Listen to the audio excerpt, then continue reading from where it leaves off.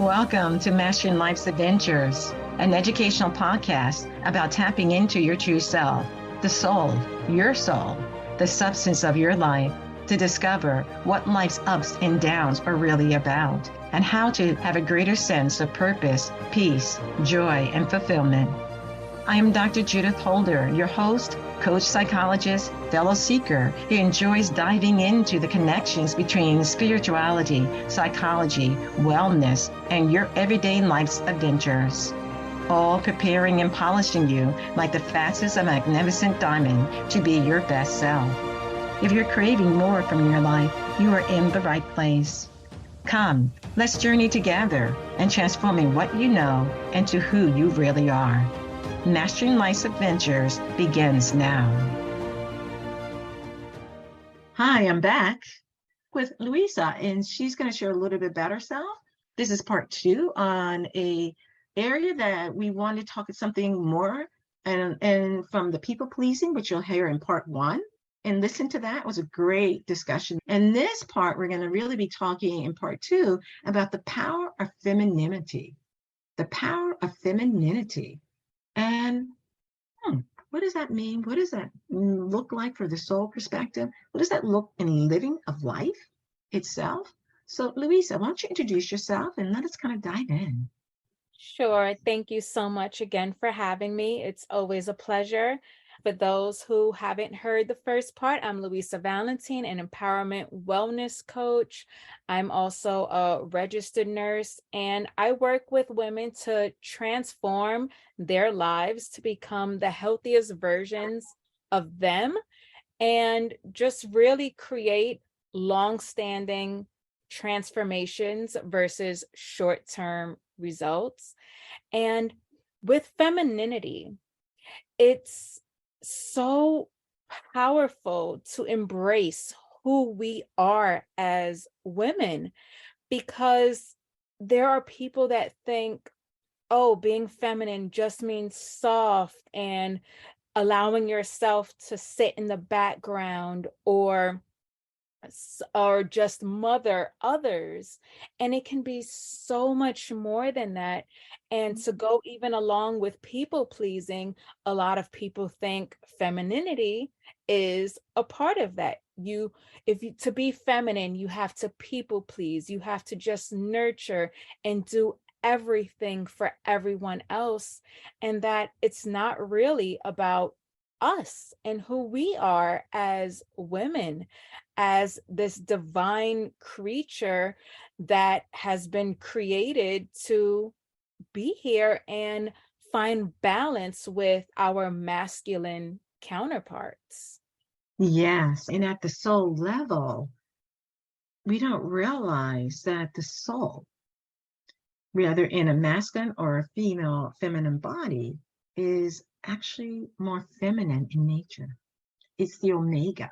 And they're talking about the alpha and omega components. It's the omega component that we all have. And we all have a percentage of this quality that is within us that is wanting to be acknowledged through the soul and also evolve through the soul.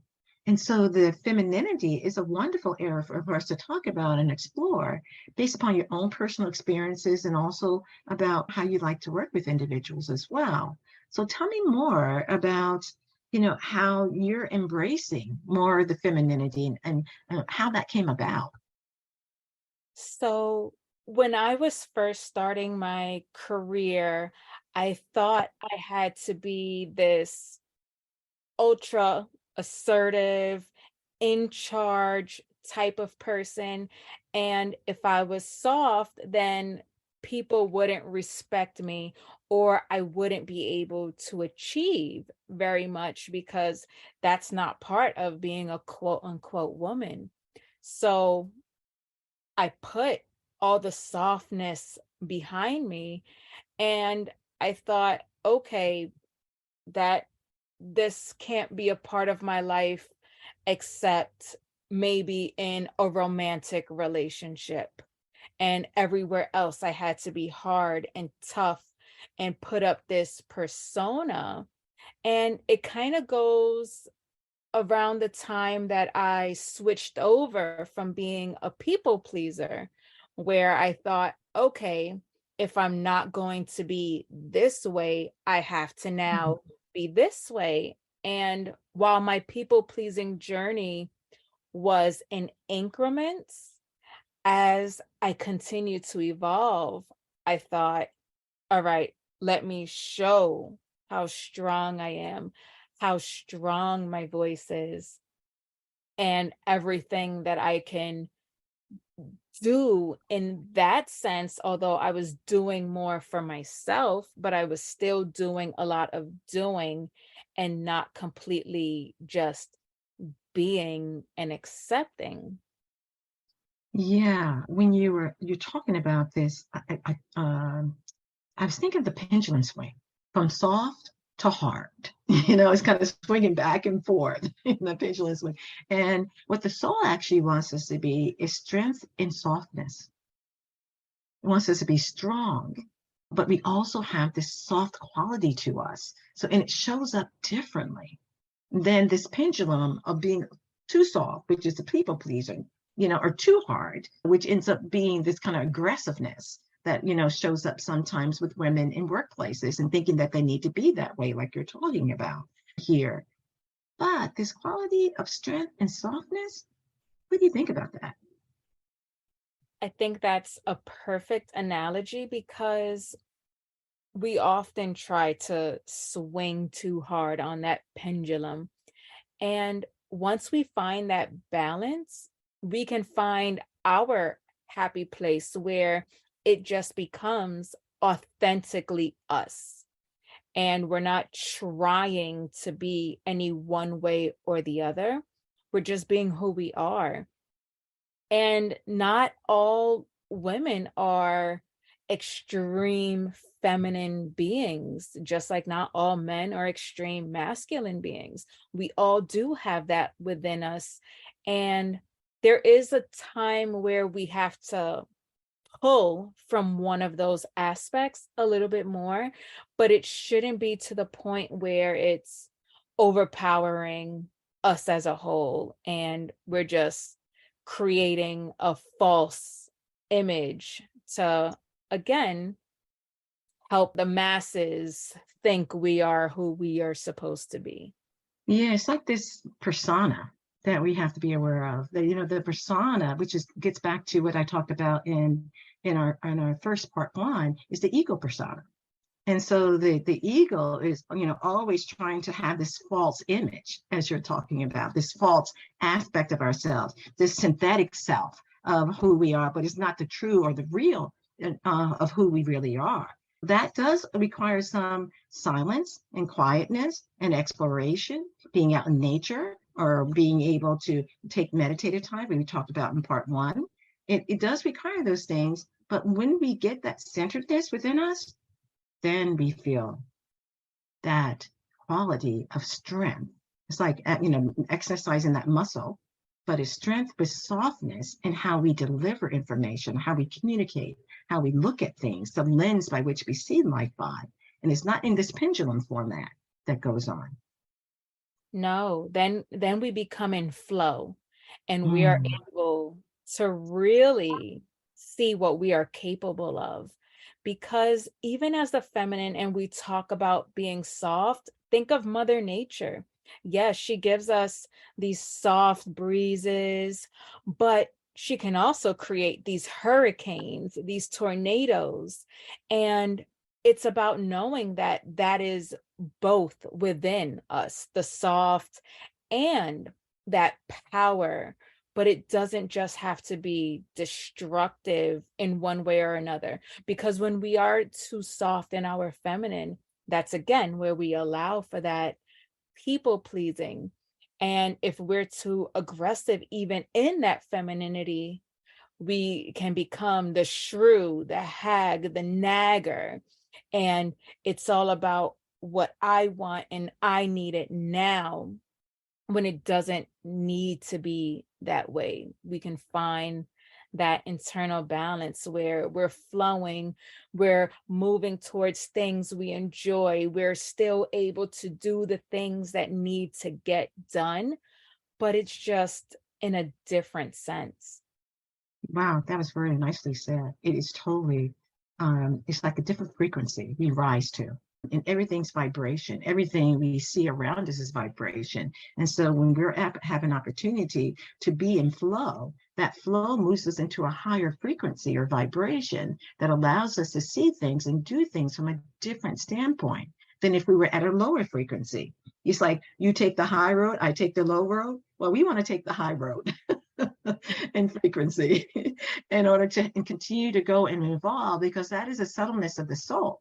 And the soul's awareness is that as you rise in frequency, you rise with light, a lightness of energy, an awareness that there's purity, in what is femininity. There's a lot of purity that happens there if we are willing to understand and explore this feminine aspect of who we really are and not shut it down or go to the extreme about it. That's not, the soul does not like the extremes. The soul likes the middle way, the middle road, of awareness. And that's that middle road, is that balance that we're now traveling on and moving on. And so when a curve comes our way, we're able to balance that curve and move around that curve very in a flowing way that it helps us in understanding that this person and what they said to us, we can be very aggressive and say something very negative, and painfully back. Or we can be able to check ourselves and say, okay, listen, what do I need to say here? And sometimes all we need to say to is, that was inappropriate.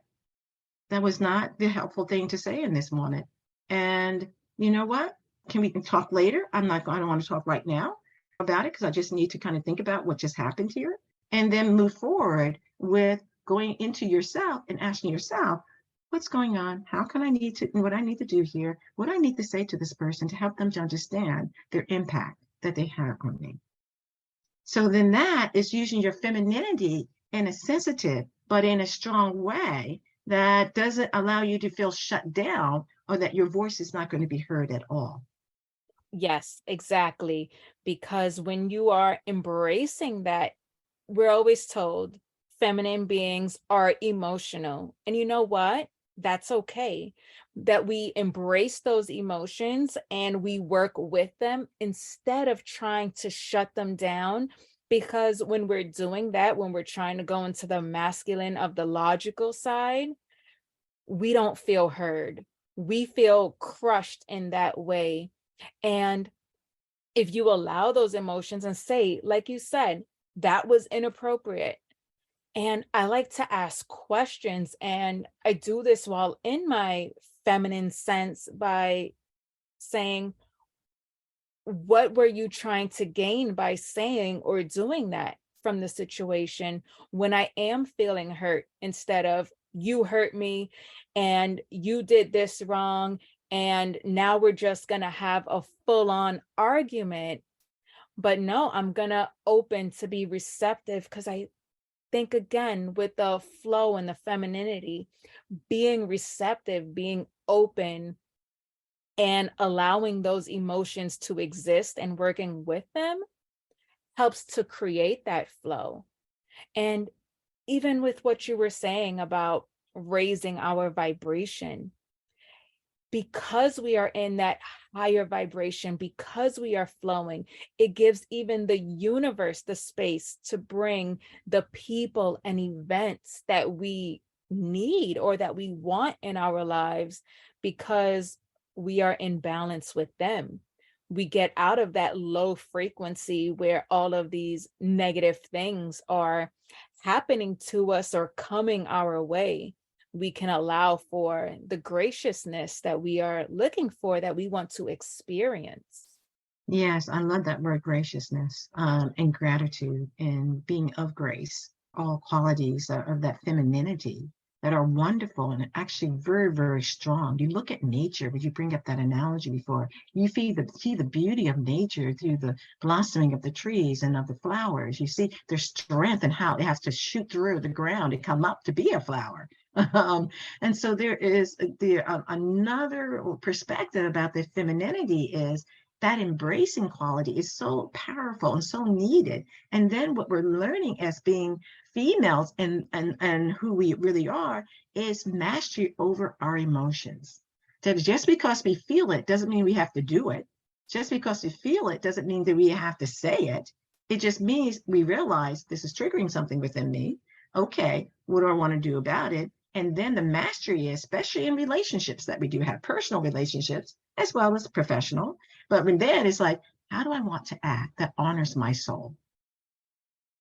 That's what we're kind of keeping focused around. How do I want to be? How do I want to express this that honors my soul? And also making sure I'm saying what I need to say. Yeah. And that takes practice. Oh, Lord, does it take practice? But yes, exactly. It's not just reacting, because again, that's more of that masculine trait, to just react. We're allowed to feel, but now what are we going to do with these feelings, as you say? How are we going to master them? And we have to first acknowledge them. We have to give them the respect that they deserve. There is a reason. Now, what is that reason? Is it truly this person that is triggering, or this situation? Or is there something deeper for us to analyze and reflect on? Because that is something also very feminine quality, reflection, seeing how the world is through our own vision. We don't have to just allow others to push their perspective on us. Yeah, yeah. Reflection is a very good quality. And I think sometimes in relationships, men are teaching us something and we're teaching them something. And so when in some ways we are teaching them how to reflect and being more in tune with their feelings. And they're teaching us how to be more active and take action when we need to take action, as opposed to being reticent and not wanting to say, well, I'm not quite sure, or this is awkward, or whatever. So there's certain things that each man and woman can teach each other that is honoring, and that hits this quality that you mentioned in our previous conversation of equality versus equality. Share more about that. Sure. Again, with that balance and learning one another and learning from one another, we go into this space of feminism, per se, where it's about social equality, justice, and everything should be equal. And while there is an equality in that, we're not equal. We're not the same. We have different purposes. We have to balance one another out. And that's why we make these connections. That's why we have these soul connections. And while we're using masculine and feminine in the man-woman sense, there's different aspects in different people. So I'm just using that for simplicity's sake. But there's certain things that men are just more capable of doing, and things that are women in general are more capable of doing. And if we can't feed off of one another and what the other offers and be able to accept that, then all we have is turmoil. All we have is conflict, because then we become in a place where we're just fighting one another and fighting our natures and fighting each other's natures, because, oh, I can't just be soft and accepting of you because you're a man trying to boss me around. But maybe there's some men that are trying to be that protector and that leader. And the woman, if she is open, can get what she needs out of that relationship, where she can also nurture him, but it nurtures the dynamic of the relationship, where she can create her home and space, instead of just saying, I don't need a man in my life, or I don't need a woman. What is she bringing to the table? Like, all of that conversation is really inefficient to having productive relationships. Mm-hmm. Yeah. Go ahead. You wanted to make another No, no, comment? no, go ahead. One of the things that when you were saying that, I was thinking about the soul. When we are born, before we even born, there's a monad, and the monad splits to kind of, in the spiritual sense, in terms of the masculine and feminine, but they're a same of that same egg, of that same monad that's taken place. And so when that splitting you can have what is called that twin flame that's similar to your desire, and their desires are similar to each other. And that evolves us into now being in certain bodies in order for us to be able to have certain experiences that life wants us to have. Because it says that, I think when we come into embodiment, we've made a contract. And we say, we're going to do certain things, meet certain people, learn certain lessons, make certain decisions that can move us forward in our soul evolution. And so when it comes back to the turmoil that happens, is sometimes we get confused in terms of what we said originally, when we were in spirit world. We forgot, what we said we were going to do, and we get mixed up and turned around, and who's going to be what and who's going to be bossing of whoever. But it's like, what is my role? How do I get more in tune to what my soul evolution's pathway is, which is different from my ego, which we keep on going back to. It's my ego. What my ego may say may not be what my soul is needing. And so we have to take it a little bit slower, and get more in tune to, in this conversation that we're having today about our femininity, and being aware of the fact that there are different layers of what this person that's being brought into our life, and how we want to show up in that femininity as it looks to this issue that you said earlier about equality. We want to have equality in our interactions with each other. And that means we have to get out of this issue of deficit. So somehow being female is deficit. Somehow being male is a deficit. No, there's no deficit in God's kingdom and in God's world. There's actually lessons to be learned through our experiences. Is this making sense, or is it kind of clouding things in terms of what you were trying to say? No. It's absolutely perfect. And it's true, because when we're just stuck in that space of, I have to be the higher power and the male and female. And people think back to religion with Adam and Eve and how she came from his ribs. So there's women who don't want to accept anything less from a man because they believe there's already this quality of, I'm thought to be beneath him. And then there's these men who also think, okay, I have to be in the power because that is where I belong. And it's not supposed to be a power struggle. And I do feel a lot of that happens because of trauma responses from both the masculine and the feminine, where you try to rebel against your nature, and it causes that conflict instead of that harmony that you're talking about with that twin piece, and those lessons that we are meant to learn by having these relationships that we, the veil of forgetfulness has made us not remember what exactly we agreed to and what we are meant to do here in this world together and apart. But I feel like we're so much stronger when we're together.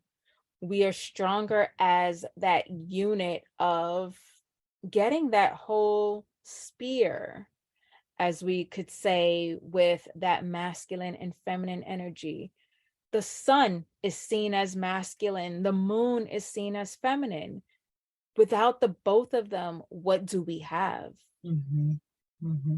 Right, like the day and the night. They swing into each other and and circle around in terms of 24 hours type of action that occurs.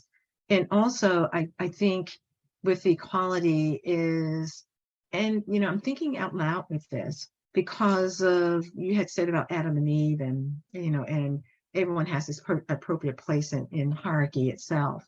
But even in the hierarchy of things, there is equality.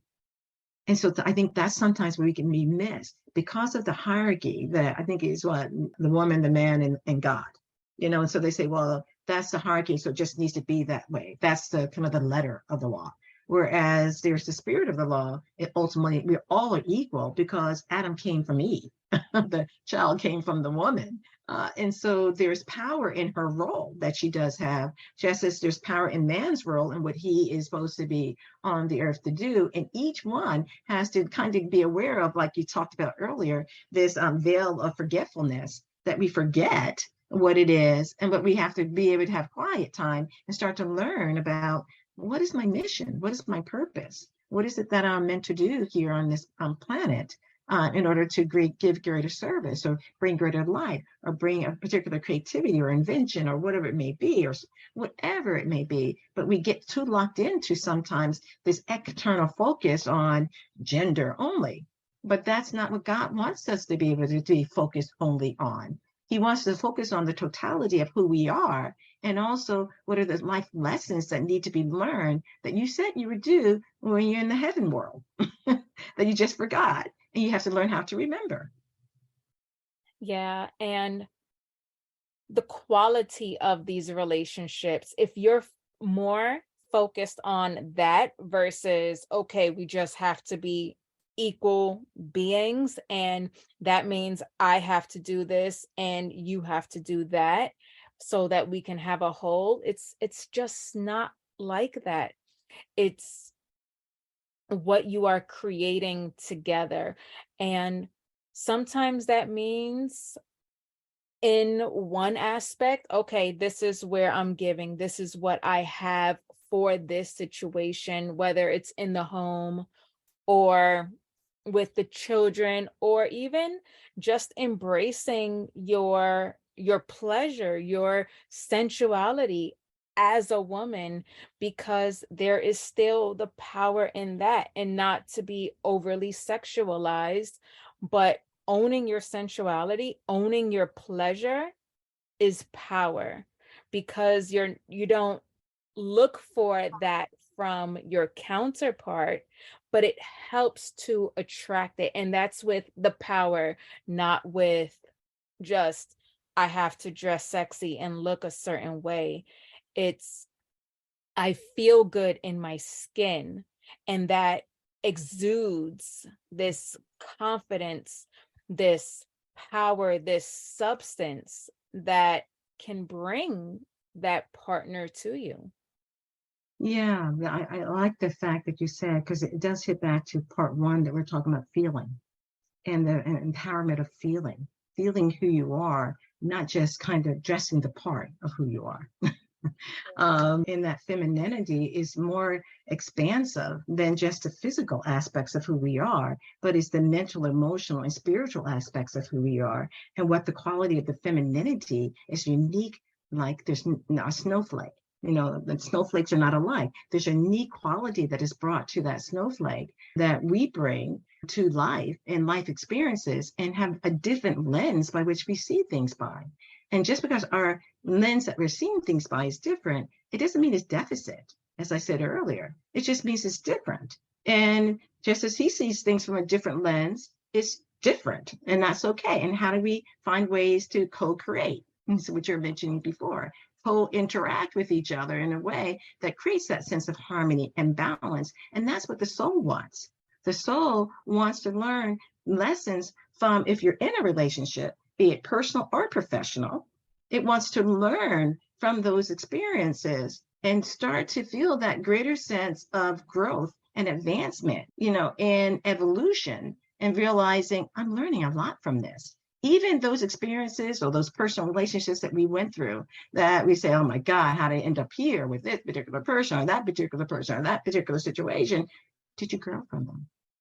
Did you check in with your soul to say, what are we learning from these experiences? How do we advance from the experiences? Because sometimes some experiences we do have, as you said earlier, are traumatic, that may happen to us, but there's a healing process that we can go through too, to move through that in order to get the silver lining out of that dark cloud. And it takes a process. I'm not going to say that it isn't, but we're still on the path of understanding who we are and how we're continuing to uphold that feminine aspect of who we are. Share your thoughts about that? Yeah, and it's very true, and it's so enlightening when you're able to make those connections and just bring that forth within yourself, because women, we are the creators. We are the wombs of the world. And when you realize this and you're able to take that aspect and find the power and the safety in that, you can bring out so much more in your masculine counterpart. And again, it's about working together and creating.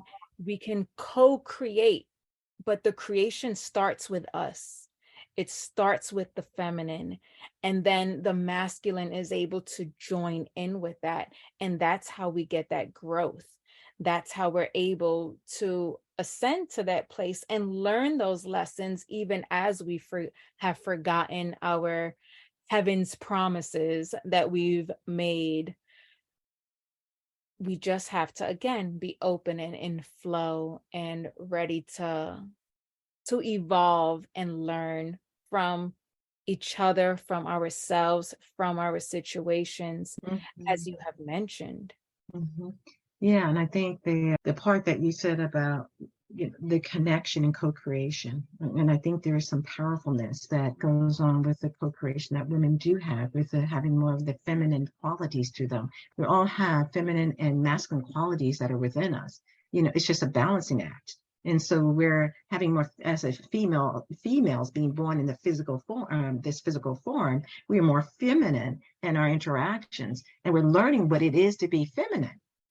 We're learning is how to use that co-creative power that exists between the creator and ourselves, and also the co-creator in the physical world with a partner. If we have a partner, or if we're by ourselves, single, we still have the ability to do the co-creation and feel a greater sense of wholeness and balance and completeness in ourselves. And if we're always looking for someone else to complete us or make us whole and complete, then that's when we fall off the turnip truck.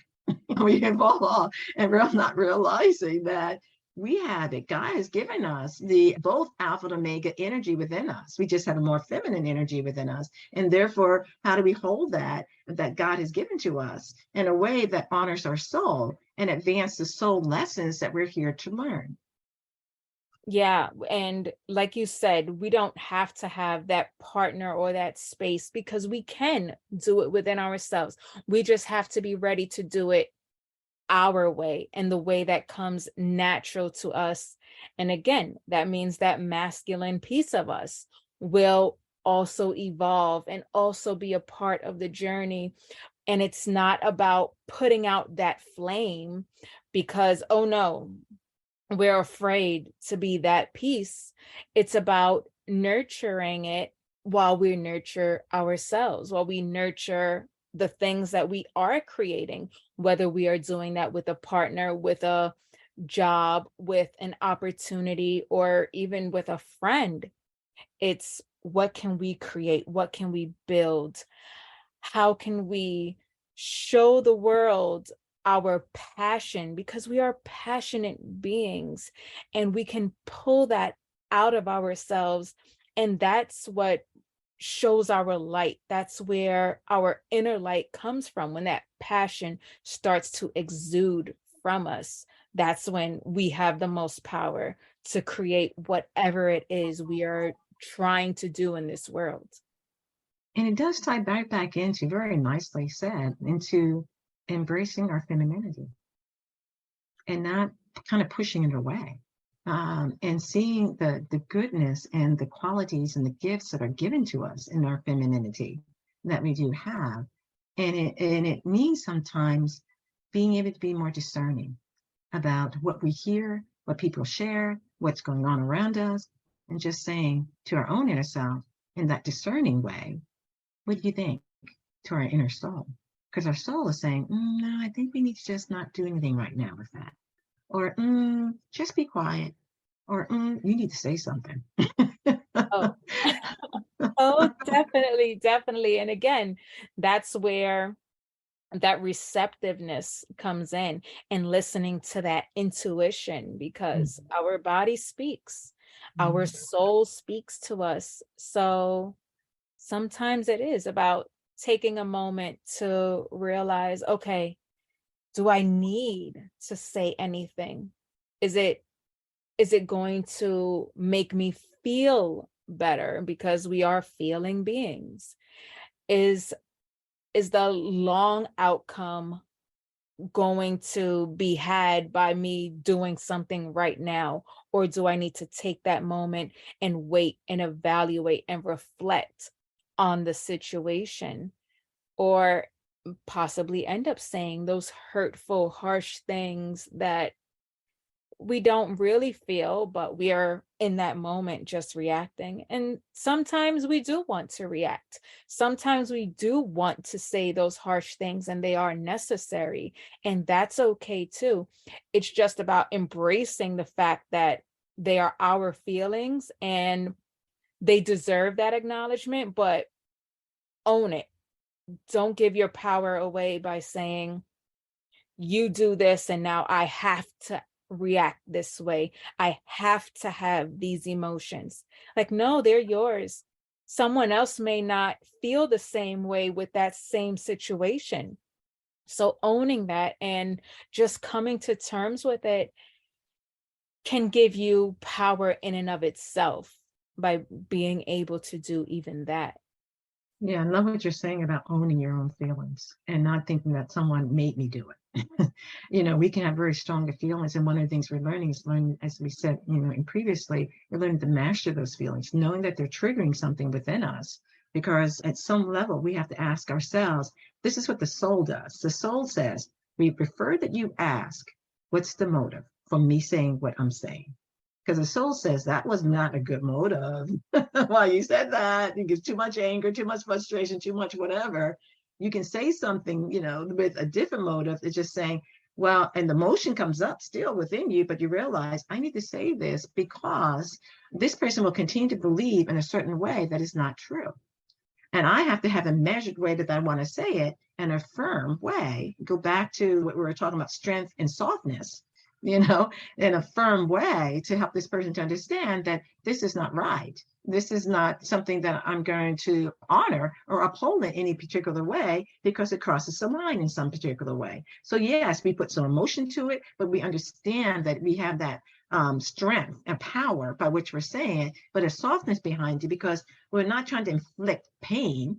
Sometimes when we say things, we want to inflict the pain they sent to us, we want to inflict upon them. We realize, no, I'm not doing it from that perspective. I'm doing it because you need to hear this. Otherwise, if you don't, you'll continue to harm me or hinder me in some particular ways that is not honoring my soul and not honoring this relationship, be it personal or professional, that's taking place. Yes, and it goes along with what you were saying before about the soul being more of a feminine aspect of us. And the soul knows how to nurture us. And as we use our voices without being harsh, we often get so much better results, because what happens? Usually people go in defense mode if you go and just It's like you're attacking them. Mm-hmm. Yes, exactly. And then nothing is heard.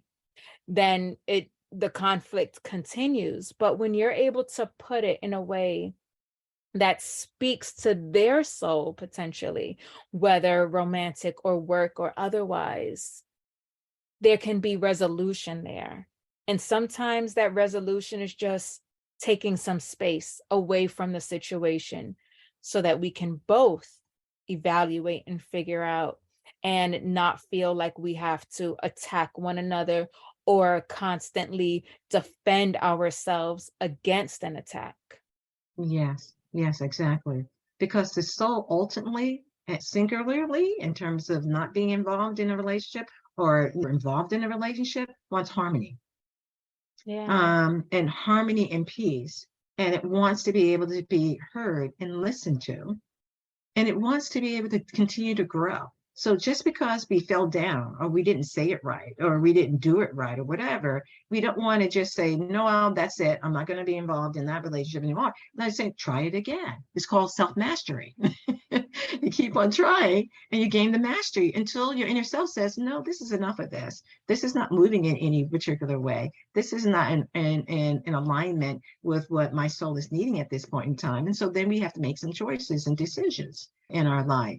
But ultimately, we're still moving into understanding that each experience that we're going through, when we're really walking a spiritual path, is this empowerment of the feminine aspect of who we are as we're having this conversation. Does that make sense? Yeah, it definitely does, because we do want to evolve. And like you were saying, with the alignment, that's what's going to bring us to this highest vibration of joy and acceptance and pleasure. And that's a big part of it. And just finding that love within ourselves so that we can continue to give that to others and share our love with them, while also being receptive and open. And that harmony that we are looking for, we have to find it within ourselves first. If it's not there, we're not going to be able to be that divine feminine being, because we're at battle on the inside. We're fighting our soul's purpose, our soul's journey.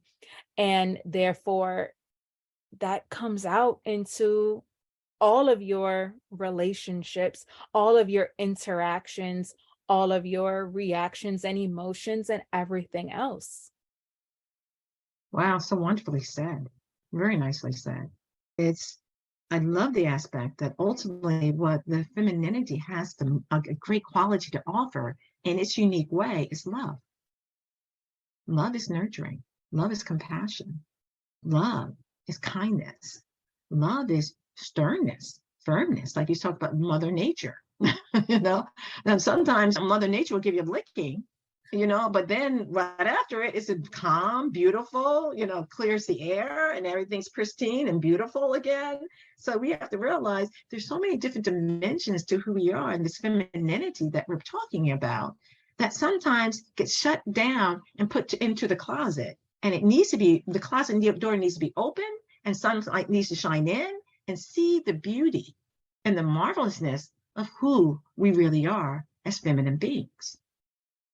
Yes. And like you say, once we're open, that door is open, and we continue to let that sun shine in as we nurture our own feminine, we get to again grow and be our own soul's evolution and make those connections with others that are healthy, happy relationships. And again, this is not just about romantic relationships, those family dynamics, those friendships, those work relationships, because we want harmony in all spaces of our life. And the more that we are in tune with our feminine selves, our feminine being, the more we can nurture that, because we're nurturing ourselves while we're also nurturing those relationships. Yes, very much so. Very much so. And, all of what you just said there is kind of the pathway of being your best self. And that's what the soul wants, is to be our best self as we're moving along in life's journey. So if you want to leave with our listeners with a thought or a comment or something unique that would be for them to reflect on or contemplate around, what would it be? Embrace your femininity, because it is power. It is not just something to put on the back burner when you want to feel romantic. There's also so many things that you can do other than putting on makeup and a pink dress to be feminine. And if that is something that makes you feel good, go ahead for it. But it can be so much more. Surround yourself with empowering women that you look up to create that safe space. Move your body, because it removes that stagnant energy that we hold on to, and it allows us to get into flow. And I'm a journaler, so I will almost always suggest journaling, but journaling, putting your thoughts and feelings and emotions out there on paper allows you to reflect back when you don't really know what's going on in your mind. Putting it down on paper can really help. Yeah, all very nice things that the seekers can be able to do to help them to continue to embrace their femininity. So if they wanted to reach out to you or make contact with you, Louisa, how could they get in contact with you? Sure. Anybody who would like to work with me or for a no obligation transformation call just to have a chat, they can find me on my website, louisavalentin.coach. And anyone who just wants to connect with me through social media, I'm on Facebook, Instagram, LinkedIn at Coaching with Louisa. So you can find me on any of those platforms. Excellent. Well, it's been a great conversation on something that I think is very valuable for seekers to think about for themselves and where they're at in their femininity, for those who are female bodies, but also the femininity that exists in men and what that would look like for them as they're moving forward in their life's paths. I thank you, Louisa, for joining me on this part 2, and hopefully we'll continue to have further connections in the future. Take care. Thank you so much, everyone. I hope you all have a great day. Yes, enjoy the remainder of your day, wherever you may be. Bye. Thank you for joining me for this episode on Mastering Life's Adventures, being your best self through soul evolution. If you have enjoyed what you've heard today, I would be delighted if you would share this episode with others, leave a thumbs up, and subscribe to my Mastering Life's Adventures podcast. Look forward to your joining the next episode. Please leave any comments or suggestions you might have below. Bye for now.